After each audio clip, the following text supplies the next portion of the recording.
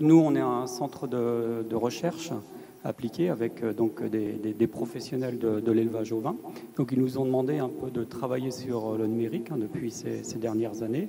Dans le but principal, quand même, la finalité, c'est de faciliter leur travail au quotidien. Donc, mais aussi, le but, c'est aussi d'améliorer les performances des animaux.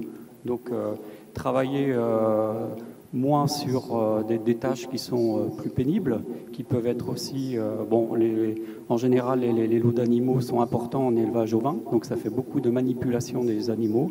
Donc ils nous ont demandé aussi de travailler sur la facilité de travail et puis au niveau de l'ergonomie aussi. Et passer comme ça davantage de temps à des tâches à valeur ajoutée plus intéressantes. Concrètement, cette partie numérique de votre travail, elle change quoi pour l'éleveur qui l'adopte ? Aujourd'hui, il y a des logiciels de gestion de troupeaux. Nous, on a la chance aujourd'hui, en élevage ovin, d'avoir des boucles électroniques à tous les animaux, notamment pour la traçabilité. Donc au quotidien, on peut, avec des bâtons numériques, avoir des informations sur les animaux directement sur le smartphone. Donc ça permet de suivre tous les troupeaux. Concrètement aussi, ce qu'on nous a demandé à travailler, c'est par exemple, la pesée des animaux. Donc peser 300 brebis en une seule fois, c'est beaucoup de manipulation.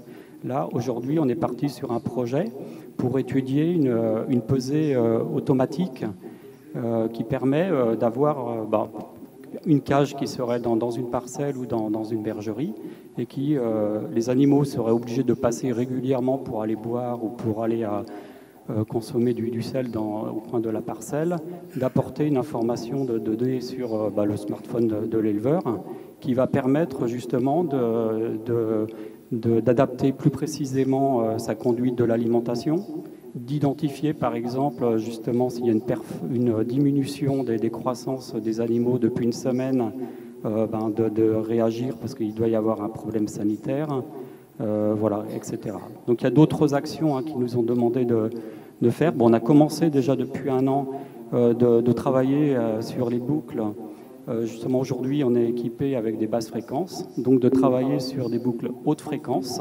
On a fait des tests et ça fonctionne relativement bien, parce que la boucle à basse fréquence, ça permet de lire un seul animal, tandis que la haute fréquence permet de lire des lots d'animaux entiers.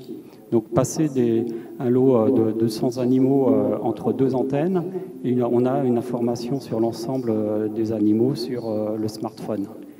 L'idée aussi, c'est de faciliter, grâce au numérique, le travail, tout ce qui est les procédures réglementaires, notamment avec un lien direct avec l'organisme, le groupement de producteurs qui peut avoir des informations sur les troupeaux qui sont adhérents à cet organisme. Merci Christophe Rigaud. Une dernière question peut-être pour notre invité à Limoges.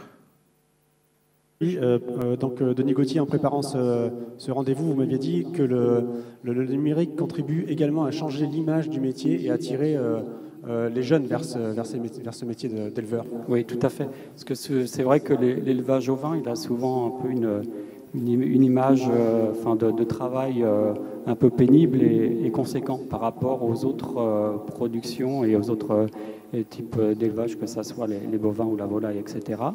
Donc, pour attirer, on veut montrer aux jeunes justement que les tâches qui peuvent être pénibles peuvent être fortement limitées grâce au numérique.